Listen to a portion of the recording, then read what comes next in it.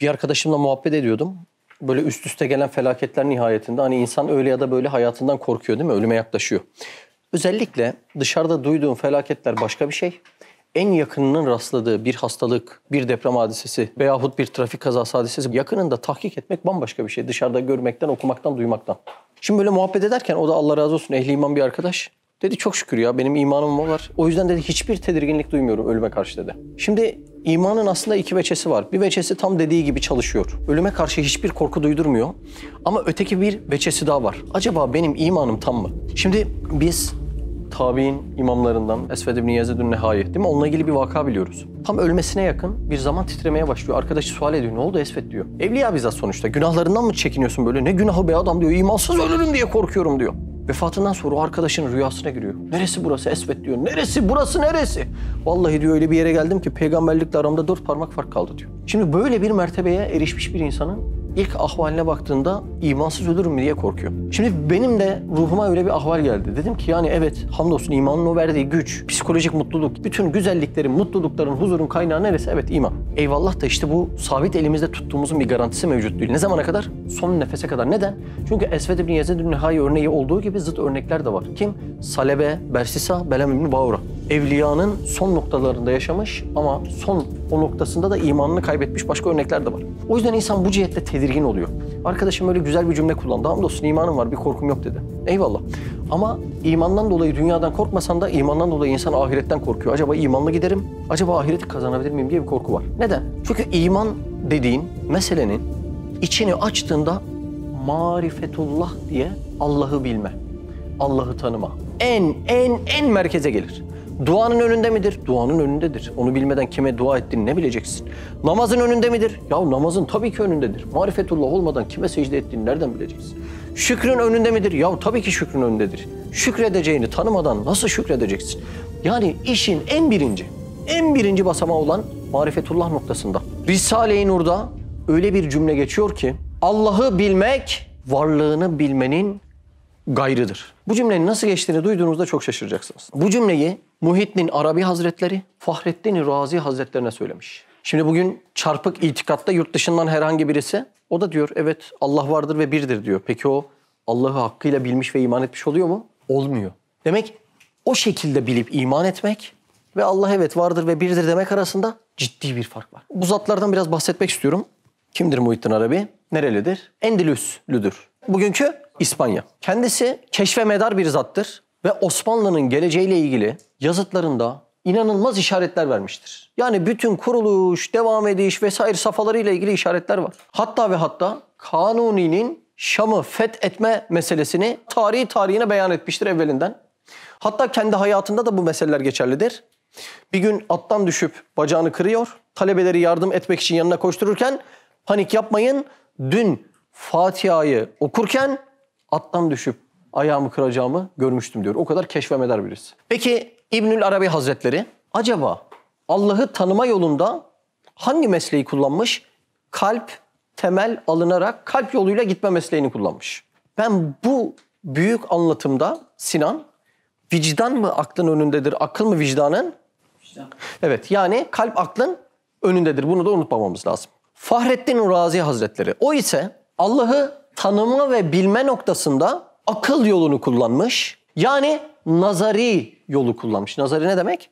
Teori değil mi? Teorik olarak Allah'ı tanıma bilmeyi kullanmış. Tefsiri Kebiri var. Onun sahibi fıkıh, kelam, akaid, mantık, münazara noktalarında toplam 600'den fazla kitabı var. Fahrettin Razi Hazretleri'nin. Allah'ı tanıma noktasında 12 tane delil ortaya koyuyorlar. En temel mantığı anlatıyorum. Arşi ve Süllemi diye ikiye ayrılıyor bu deliller. Ve bu deliller üzerinde Allah'ın varlığını ve birliğini bilme noktasında müthiş bir allame. İşte olay burada başlıyor. İbnül Arabi Hazretleri Fahrettin Razi Hazretlerine bir mektup yazıyor. Diyor ki ey Fahrettin Razi, Allah'ı bilmek varlığını bilmenin gayrıdır, ötesindedir, üstündedir diyor. Yani ne demek istiyor? Kalbi olarak gittiği yolda İbnül Arabi Hazretleri, akıl olarak gidilen yolun sahibi olan Fahrettin Razi Hazretlerine bu yol nakıs, eksiktir diyor. Çünkü Allah'ı bilmek, varlığını bilmenin gayrıdır diyor. Şimdi Allah'ı bilme sadece akıl yoluyla olsa insanların aklına gelen en kolay örnek olan, en kolay misal olan ya o zaman her ilim dalının profesörü Allah'ı bilir demesi lazım. Doğru mu? Astrolojide bir profesör Allah'ı bilir. Matematik noktasında bir profesör Allah'ı bilir. Sadece akıl yoluyla olsa onlar o cihette akılda terakki etmiş insanlar. Ve onların Allah'ı bilmesi çok kolay olması lazım demek lazım. Madem akıl sadece bu yolda yetmiyorsa şu cümleyi net anlamamız lazım. Bu arada akılda bir letaif midir? Evet. Ne demek letaif? Manevi organlara latife diyoruz. Şunu anlamak zorundayız. İmanda birçok latifenin hissesi var.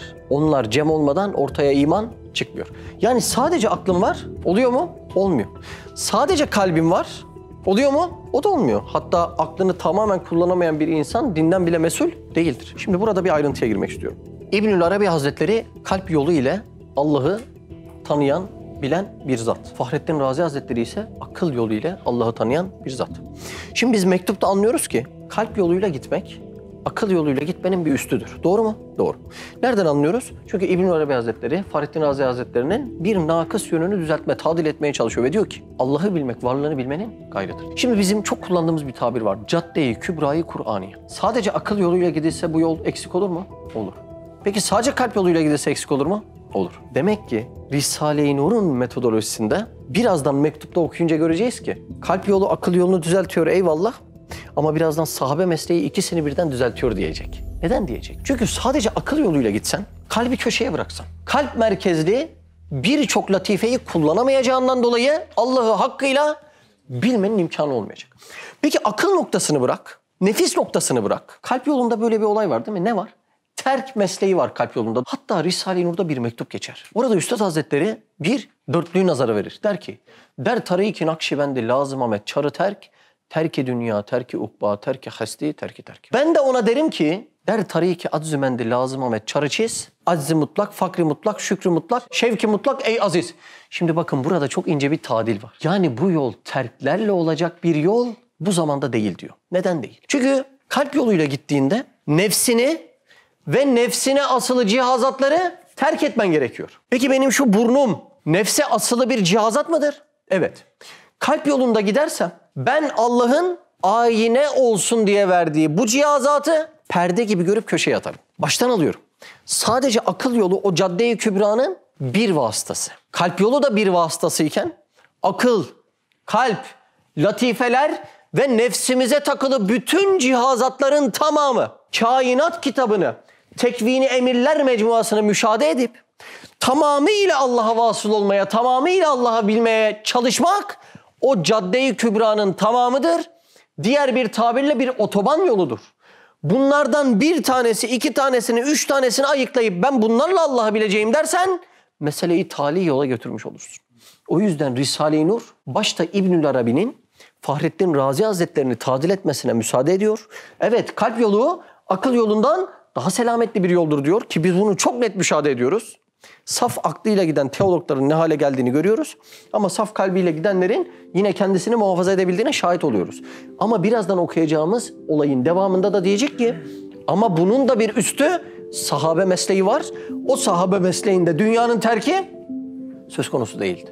Şimdi dünyanın terki söz konusu olsa 20.000 kilometre Çin sınırına kadar dayanıp bütün dünyada İslam'ı insan yaymaya maddi ve manevi cihette hem surete hem sirete hitap edip külli bir terakkiye girmeye çalışmazdı. Demek ki biz kuvve-i zayika denen dilimize takılı olan şu girişteki kapıcı olan lezzet alma ile terk etme yerine, perdeleme yerine Allah'ı tanımaya bir ayna etmek zorundayız. Göz ile kainatı temaşayı terk etmek yerine göz ile gözü vereni de temaşa edip tanımaya kullanmak zorundayız. Temel meseleyi anlatabildim. Demek ki en selametli ve doğru yol İbnül Arabi'nin bahsettiği kalp yolu mu?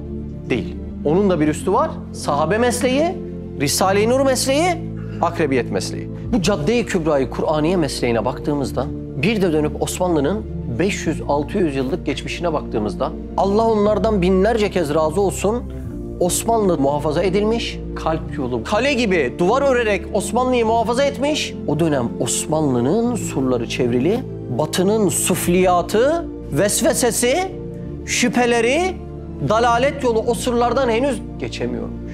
Ne zaman ki kaleler yıkılmış, Batı'nın vesveseleri, şüpheleri ve sufliyatı o surlardan içeri yayılmış girmiş, kalp yolu buna çözüm olamamış. Aklında Allah'la ilgili tonlarca vesvese varken kalbin sana ya dinleme bunu, aklı kullanmamıza gerek yok, kalple gideriz derse buna uyar mısınız? Şimdi anlıyor musunuz? Risale-i Nur delil içinde bürhandır. Yani delil içinde delildir. Şimdi anlıyor musunuz mesleğin ne olduğunu? Yani Risale-i Nur kalbi, latifeleri beslerken akla gelen vesvese ve şüpheleri temizliyor ve nefse asılı bütün cihazatları tamamıyla kullanıp cadde-i kübrayı Kur'aniye'de son hız gitmene vesile oluyor. Önemini daha çok anlıyor musunuz? İbnül Arabi Hazretleri'nin Fahrettin Razi Hazretlerine söylediği düzeltmeyi tekrar baştan alalım. Allah'ı bilmek, varlığını bilmekten gayrıdır diyor. İsmin nedir? İhsan. Ben şu an İhsan'ın adını bildim ve İhsan'ın var ve tek olduğunu da kesin biliyorum. Siz de aynı kanıda mısınız? Evet. Peki bu bilgilerle İhsan'ı bildim diyebilir misiniz? Hayır. Başka özelliklerini söyler misin? Ne meslek yapıyorsun? Mimar. Yemekte ne seversin? Patates. Annesi babasının adını bilen var mı? Yok. Doğduğu memleketi belki bilen yok, değil mi? Boyu posunu bilen yok. En çok canını sıkan hatıra, en sevdiğin özellikler, en çok seni üzen meseleler, insanların hangi şeyleri seni yıkar, hangi şeyleri mutlu eder bilen var mı? Bilmiyoruz. Demek ki İhsan'ın adını, varlığını, birliğini bilmek, İhsan'ı bilmekten gayrıdır. Şimdi şuraya küçük bir çocuk getirsek. Desek ki ülkeyi yöneten Cumhurbaşkanı kimdir? İsmini söyle desek söyler mi? Söyler değil mi? Görevlerini söyle desek söyleyemez. Anayasa noktasında ne biliyordur? Hangi imza yetkileri ondadır? Meclisin hangi vazifeleri ondadır? Söyleyebilir mi? Söylemez. Demek onun ismini söylemesi bilmesinden gayrı bir meseledir. O yüzden İbnül Arabi Fahrettin Razi Hazretlerine Allah'ı bilmek, varlığını bilmekten gayrıdır diyor. Demek ki Allah'ı bilmek için background denen bir altyapı gerekiyor ve o altyapının tartışmasız ilk basamağı marifetullah. Onu tanıyıp bilmeden üzerine bir şey inşa etme imkanı mevcut değil. Şimdi bu bağlamda baktığımızda, bu kontekste baktığımızda bir insanın fasih Arapça bilmesi, fıkıh ezbere bilmesi o insanın kurtuluşuna garantidir diyemeyiz. Neden diyemeyiz biliyor musunuz? Şimdi mesela biz ahkamı kimden öğreniyoruz? Fıkhı kimden öğreniyoruz? İmam Ebu Hanife'den öğreniyoruz. Onun bir tane ufak kitabı var 15-20 sayfalık. Başlığı şu. Fıkhul Ekber. Ve ne anlatıyor biliyor musunuz içinde? Amentu anlatıyor. O bile fıkhın en büyüğü amentu imanı bilmek demiş. Şimdi ikinci meseleyi okumaya başlayalım. Devam edelim buyurun. Bismihi Subhanehu. 26. mektup, 2. mesele. Eski hocanın sual ettiği 3 meselenin izahatı Risale-i Nur'un eczalarında vardır. Şimdilik icmali bir işaret edeceğiz. Buradaki meseleleri sual eden Albay Hulusi abi. Allah ondan razı olsun. Evet. 1. suali. Muhyiddin Arabi, Fahrettin Razi'ye mektubunda demiş. Allah'ı bilmek, varlığını bilmenin gayrıdır. Bu ne demektir? Maksat nedir? Soruyor. Anladınız mı? Kim kime mektubunda diyor? Muhyiddin Arabi, Fahrettin Razi'ye söylüyor. Fahrettin Razi o süreçte Allah'ı akıl yoluyla bilme noktasında gidiyor. Ve birçok zaman sizlerin de yer yer kullandığı imkan, hudus, teselsül diye bahsettiğimiz yolların menşei Fahrettin Razi Hazretleri'dir. Özellikle belki farkındasınız değilseniz Risale-i Nur en çok teselsül denen yolu kırmaya çalışmış. Şimdi eskiden köylerde su taşırlardı. Suyu neyle taşırlardı bilir misiniz? Küngan diyorlar. O boruyu ona takıyorlar, o boruyu ona takıyorlar, o boruyu ona takıyorlar. Ta kaynaktaki suyu eve getiriyorlar. Boru bir kırılsa ne oldu? Bir daha su göremezsin orada. Boru tamir olduğundan kaldı. Şimdi daha sonra artezyen buldular. Ne oldu? Nereyi kazsan oradan su çıkıyor değil mi?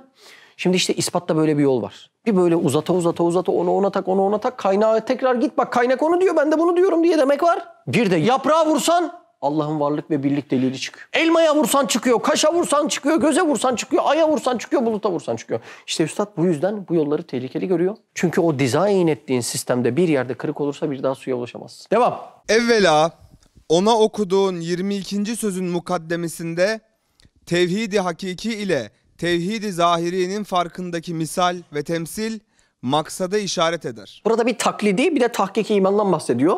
Taklidi iman, sunulan iman. Tahkiki iman ise araştırarak bulunan iman. 32. sözün 2. ve 3. mevkıfları ve makasları o maksadı izah eder. Ve saniyen usulüddin imamları, yani mesela akaid imamları kim oluyor? Mesela İmam Gazali bunlara girer. Ve saniyen usulüddin imamları ve ulemai ilmi kelamın akaide dair ve vücubu vacibül vücut ve tevhid-i ilahiye dair beyanatları Muhyiddin Arabi'nin nazarında kafi gelmediği için ilmi kelamın imamlarından Fahrettin Razi'ye öyle demiş. Şimdi İbnül Arabi kalp yolunda gidiyor ve ilmi kelam yoluyla giden Fahrettin Razi'nin Allah'ı bilme mesleğine tatmin olmuyor. Ve onu bir tadil cihetinde mektup yollayıp Allah'ı bilmek, varlığını bilmenin gayrıdır diyor. Bu cümleyi çok sık tekrar ediyorum ki tahkik edelim. Tabii işin derinine indiğimizde başka bir olay daha var. İbnül Arabi'nin gittiği yola ne diyoruz? Vahdet-i vücut diyoruz. Vahdet-i vücut yolunu biliyorsunuz. Birazdan ufak dokunacak Üstad Hazretleri. O yolda öyle bir mesele var ki İbnül Arabi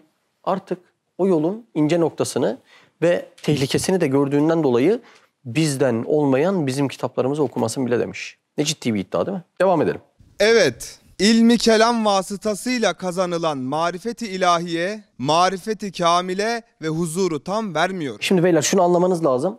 Bu gidilen yolların amacı huzur diyelim. Neye vasıl olmak için biz marifete koşturuyoruz? Huzur. Şimdi burada da diyor ki İbnül Arabi, Fahrettin Razi'nin gittiği ilmi kelam yolu adama huzur vermiyor. Zaten kalp yoluyla gitmeden huzur nasıl verilir? Peki huzur ne demek? Ona da bir gidelim. Huzur bizim normal günlük hayatta kullandığımız huzurla tamı tamına aynı değil ama gayesi aynı aslında. Şimdi mesela ben sultanın karşısına çıkacak olsam, o vazifeyle vazifedar bir nefer de beni alıp kolumdan götürse sultanın önüne ve şimdi sultanın huzuruna çıkıyorsun dese ne demek oluyor bu?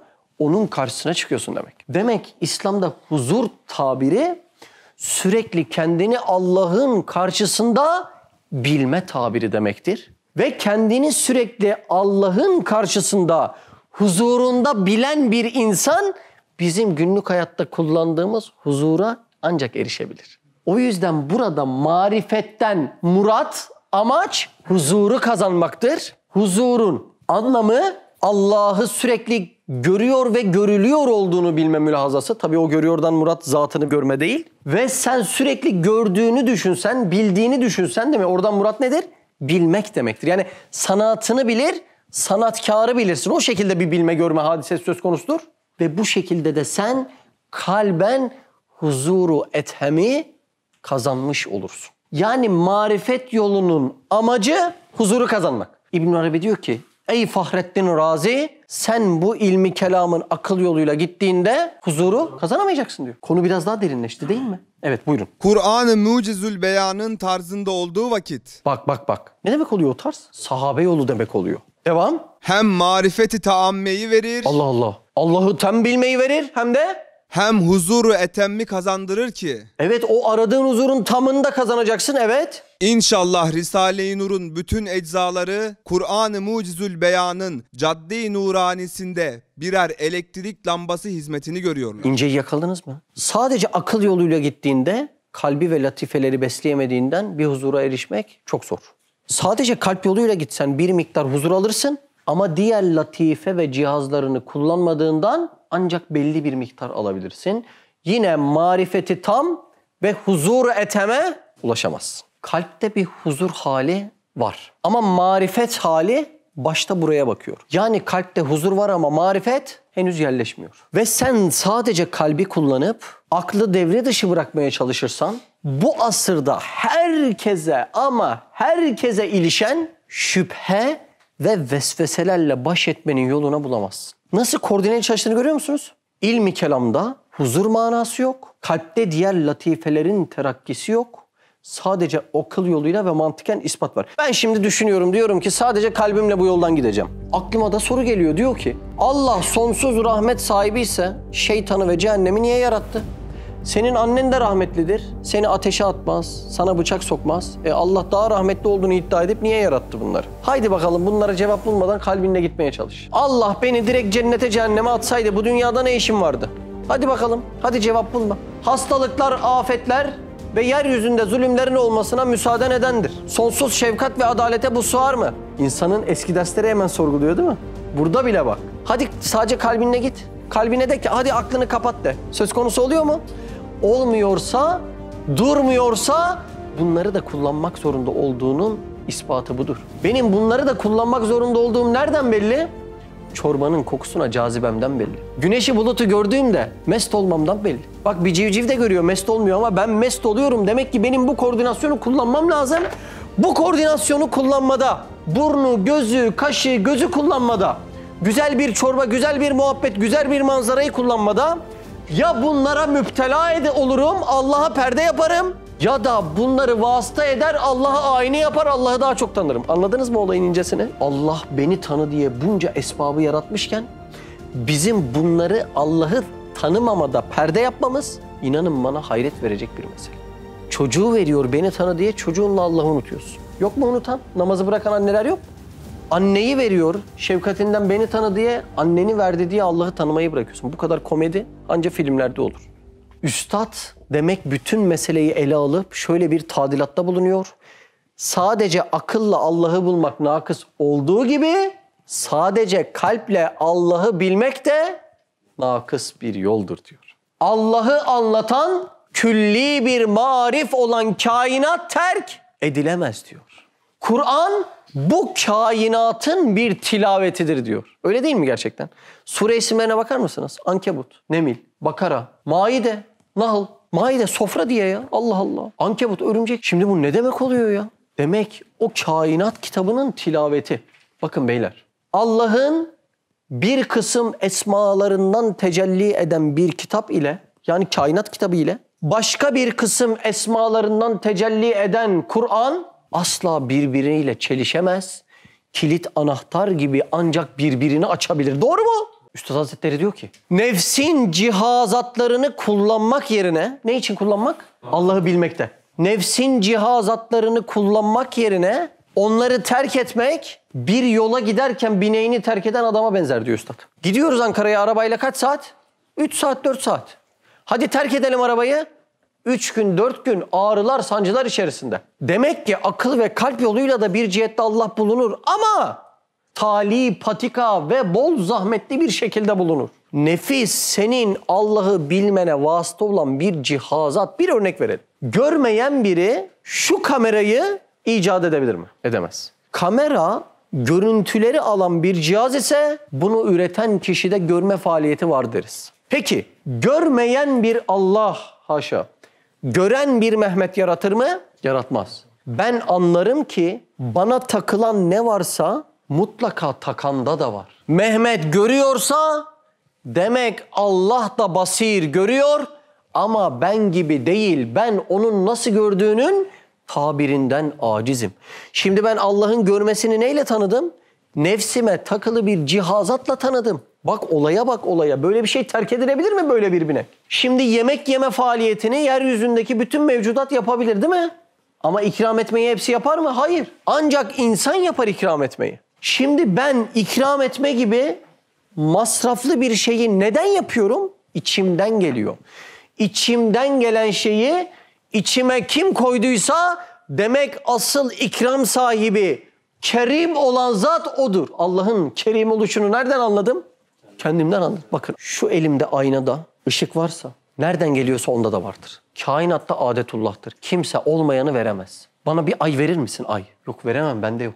Bir kalem, 2 kalem verirsin, 2000 kalem veremezsin. Olmayanı veremez. Bende takılı hangi cihazat varsa Allah'ta bunların merkez ve menşeleri var ki verebiliyor. Ben Allah'ı nefsimde takılı cihazlar ile bildim. Bu manadan bakarsan, bu pencereden bakarsan Allah'ı bilmek, varlığını bilmenin gayrıdır gerçekten. Şimdi bu nefis cihazları terk edilir mi? Bunlara müptela olsan Allah'ı tanımaya perde yaparsın. Bunların üstüne binsen Allah'ı tanımaya vasıta ve ayine yaparsın. Üstad Hazretleri'nin akıl içinde bir cümlesi var. Bunu da söylemem lazım. Dima bazen mücahittir, bazen de süpürgecidir diyor. Bu ne demek biliyor musun? Akıl ile marifet ufku doğrudan olmaz. Bir adamın içinde imana kabiliyet varsa ama o kabiliyetin üstü çer çöp tuttuysa akla gelen bilgiler bunun önünü süpürür. Daha sonra burada imana kabiliyet varsa, latife-i Rabbaniye çalışıyorsa, latife-i Rabbaniye'nin zat-ı uluhiyet ile irtibatına iman ve imanın artışı denir. Akılla doğrudan iman olmaz. Akıl süpürgeci vazifesindedir. Benim içimde konuşmaya karşı bir istidat, kabiliyet var mı? Var.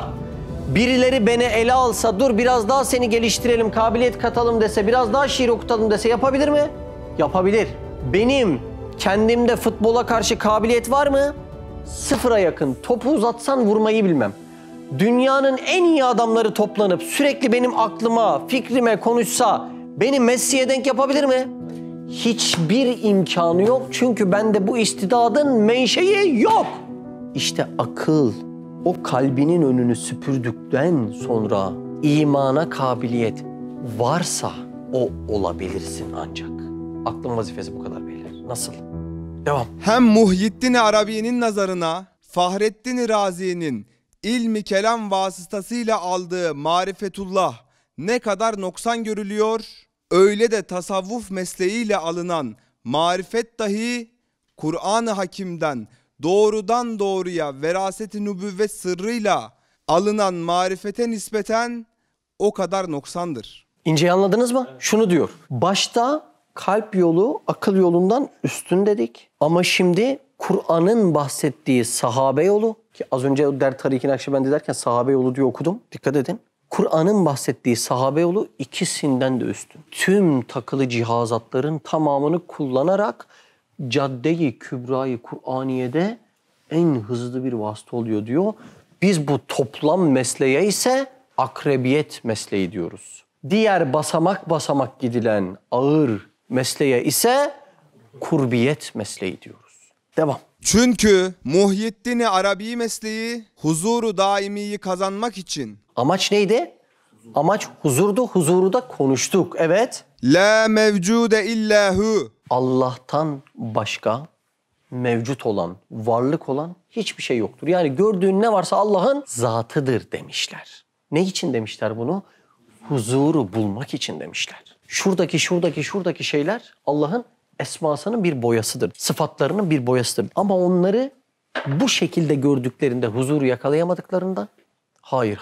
Her yerde ben Allah'ın zatını görüyorum demişler. Devam edelim. la mevcude illahu deyip kainatın vücudunu inkar edecek bir tarza kadar gelmiş.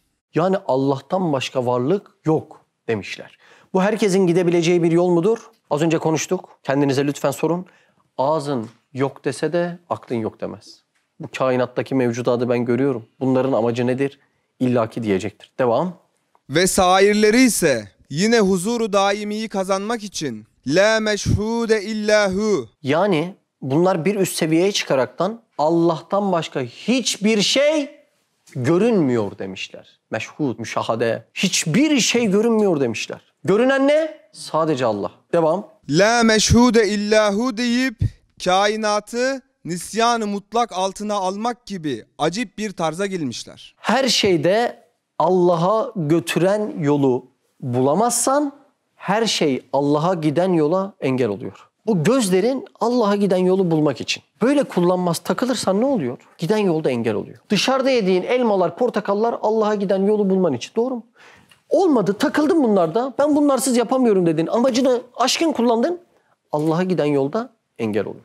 Kainatta biz mevcudata ulaşarak Allah'ın esma ve sıfatlarını tanıyoruz. Yani ağaca çıkmak için merdiven verilse amaç nedir? Ağaçtaki daha güzel meyveleri toplamak. Ömer biz seninle greyfurt ağacına çıktık değil mi? Merdivensiz kaldık ve o tepedeki daha çok kızarmış o kanlı greyfurtlara ulaşamadık değil mi?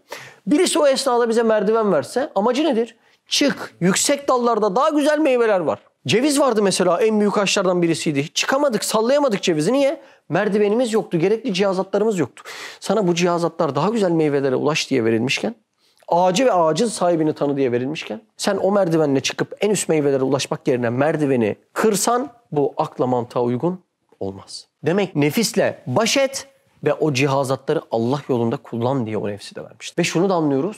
Çok bildiğimiz bir cümleyi ayrıntılı tekrar edelim. Her latifenin şükrü kendi cinsindendir. Daha güzel oldu değil mi? Her nimetin şükrü kendi cinsindendir diyorduk ya. Nimet ne oldu? Latife oldu. Her latifenin şükrü kendi cinsindendir. Her latifenin merdivenine binip en üst dallara tırmanmak gerekir. Kur'an-ı Hakim'den alınan marifet ise huzuru daimiyi vermekle beraber ne kainatı mahkumu adem eder, Yok eder böyle kainatı. Hayır yok mevcudat yok der. ne de nisyanı mutlaka hapseder. Belki başı bozukluktan çıkarıp Cenab-ı Hak namına istihdam eder. Her şey mirat-ı marifet olur. Şimdi bir gün biz İzmir'deydik yıllar öncesinde, bir İzmir sallandı o zamanlar. Biz de tabii ders yapıyoruz böyle sürekli. İşte kainattan halıkını soran bir seyyahın müşahadatıdır 7. şua. Ders esnasında her yer sallanınca kardeşlerin her birisi baktı. Ya dedi, Allah'ın kudreti ezelisine bak falan. Biri de ulan deprem oluyor deprem. Şimdi ne oluyor biliyor musun? Bir insan günlük hayatta gezerken gezegenleri görünce korkuyor değil mi? Yıldızları görünce korkuyor. Ne diye korkuyor? Basit düşünün lütfen. Bu kadar basit. Ya bir gün başıma çarparsa. Yani ne demek oluyor biliyor musun? O gezegenler serseri demek oluyor. Baş, serseri ne demek? Gittiği yolu bilmeyen demek. Beyler, kim alemi nasıl bilirse kendinde onun damlası vardır. Alemi nasıl bilirsin? Kendim gibi. Alemi serseri gibi gören birisi kendisi Allah'ın emirlerine itaat etmeyip serseri takılan birisidir. Kendi serseri olan alemi serseri görür. Kendi itaatkar olan alemin üzerindeki o manevi halatları görür. Yıldızların birbirine manevi bir halatla bağlı olduğunu da görür. Şimdi birisi o kainattaki mevcudatı, gökyüzündeki o yıldızları, gezegenleri serseri gibi görüp daha yolda yürürken korkarken öteki ne yapıyor? Deprem esnasında bile Allah'ın azametini müşahede etmeye çalışıyor. Marifetullah'ın yüksek bir zirvesi mevcudata bakıp Allah'ın azametini müşahede etmektir. Şimdi bu cihetten baktığında kainattaki bütün hadiseler ve mevcudat, eğer itaatkar bir adamsan, marifet gözlüğünü giyebilen bir adamsan, her birisi Allah'ı görmede bir dürbün vazifesi alıyor sana. Devam. Sadi Şirazi'nin dediği gibi, Bostan ve Gülistan adlı bir eseri var, orada söylüyor. uyanık olanın nazarında her yaprak, sanatkar olan Allah'ın marifetini içeren bir defterdir. Subhaneke la ilme lena illa ma allamtena inneke entel alimul hakim ve ahiru davana enelhamdülillahi rabbil alemin. El Fatiha.